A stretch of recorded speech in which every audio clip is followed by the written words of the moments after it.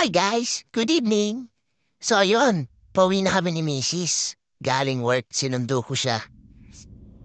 Nandito kami ngayon sa may Macapagal Road, sa may bandang PITX. Dito kami lagi dumadaan eh. Shortcut kasi siya, mas mabilis ang biyahe dito. Pabulungan. So ayun guys, kita niyo naman sobrang dilim ng kalsada. Buti na lang meron tayong mini driving light. Kaya ayun, kahit paano nakapagbigay liwanag.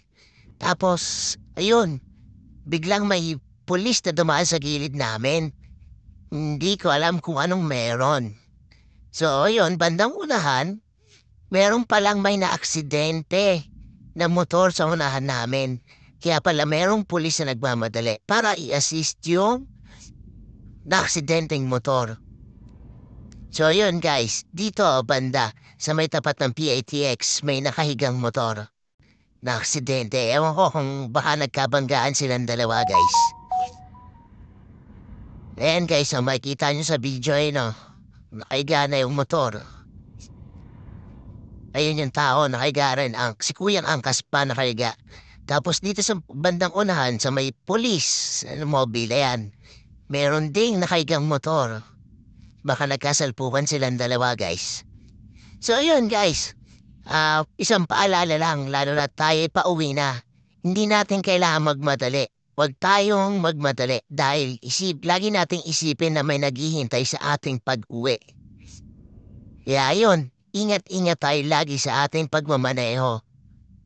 Lalo na't madilim ang kalsada. Sumunod sa batas trapiko para hindi tayo maaksidente. Diba guys? Kaya yun, ingat-ingat po tayo guys. Lalo na pag pauwi na tayo. Hindi naman natin kailangan magmadali eh. Kasi isipin natin na laging may naghihintay sa ating pag-uwi. So yun, andito na tayo guys, pabulungan. Ayan guys, oh, sobrang dilim. Wala pang ganong ilaw. Buti na lang meron tayong mini driving light, backup na ilaw. Kaya kahit pa paano nakakatulong ang liwanag niya.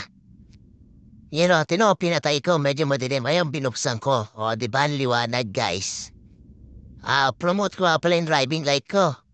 Class X, mini driving light version 2. Yan yung low ko white. Tapos yung high ko yellow. Ayun, guys, oh. Kapag gabi, medyo late na, konti na lang ang dumadaan dito. Hindi na ganun kadami ang dumadaan dito.